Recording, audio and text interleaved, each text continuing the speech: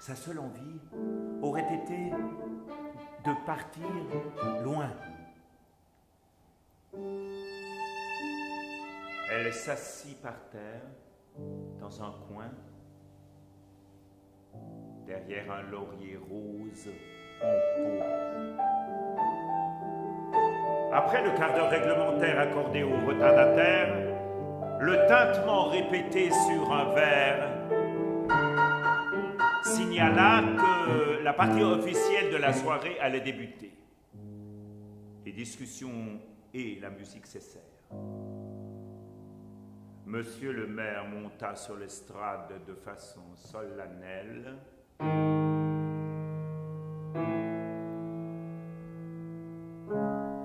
Goûtant avec délectation l'attention qui lui était portée. Mes chers concitoyens, il répéta, comme chaque année, à quelques enjolivures près, à quel point il faisait bon vivre dans ce coin de pays, comment la mairie se mobilisait pour offrir à la population ce bien-être mérité, remerciant au passage les électeurs pour leur confiance. Et finit par souligner combien il était nécessaire de rester attentif pour que cet état de fait puisse perdurer.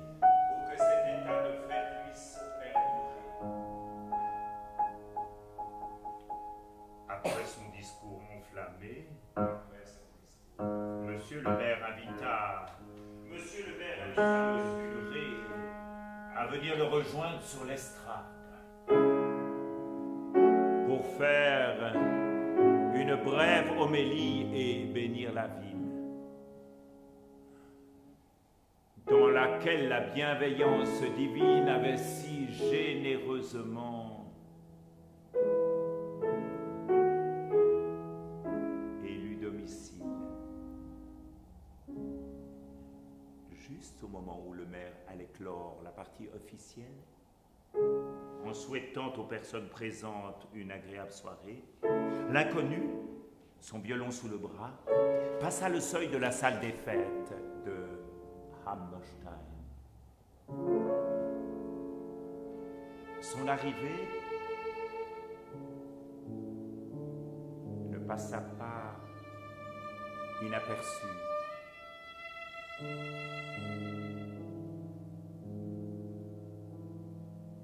Monsieur le maire, ayant le nouveau venu en point de mire, perdit le fil de sa pensée et bredouilla quelque peu, suivant le regard du maire. Les habitants de Hammerstein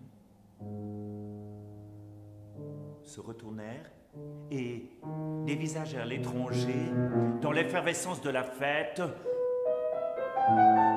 le monde avait oublié. Un silence lourd s'installa un court moment. Monsieur le maire reprit le contrôle de la situation en souhaitant la bienvenue aux musiciens et expliqua ensuite à l'assemblée qu'il l'avait personnellement convié à se joindre à la fête. Venez, cher monsieur, venez donc me rejoindre sur l'estrade que je vous présente. Le musicien, d'un pas calme, traversa la salle jusqu'à la scène. Les gens s'écartaient à son passage, tout en le fixant avec insistance. Un mélange de curiosité et de méfiance dans le regard. Il rejoignit le maire sur son podium. Notre invité se prénomme François. Il est violoniste, poursuivit Monsieur de la Bretonnière. Je lui ai proposé d'amener son instrument et de nous jouer un air de chez lui.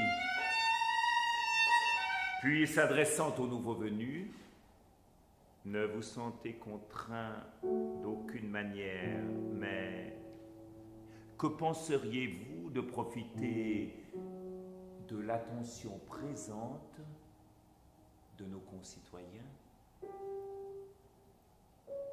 pour nous interpréter un morceau de musique, justement maintenant?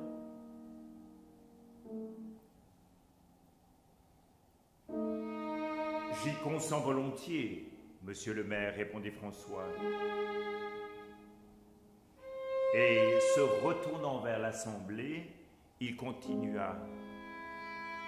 C'est un honneur et une grande joie pour moi d'être ici parmi vous.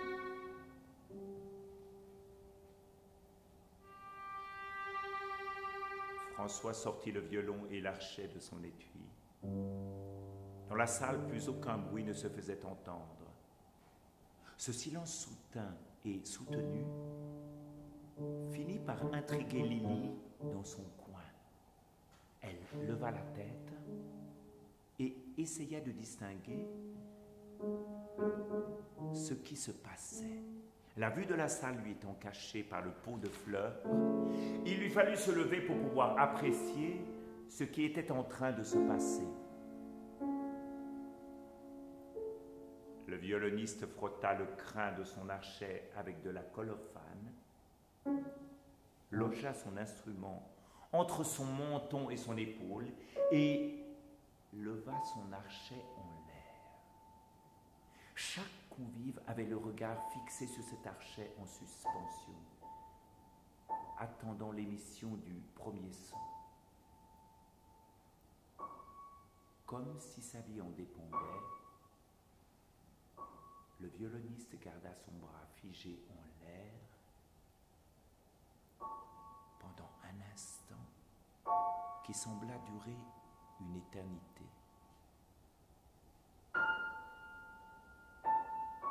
Ses yeux étaient fermés, et voilà un état de concentration intense. Puis, d'un mouvement de bras lent mais décidé, il produisit les premiers sons.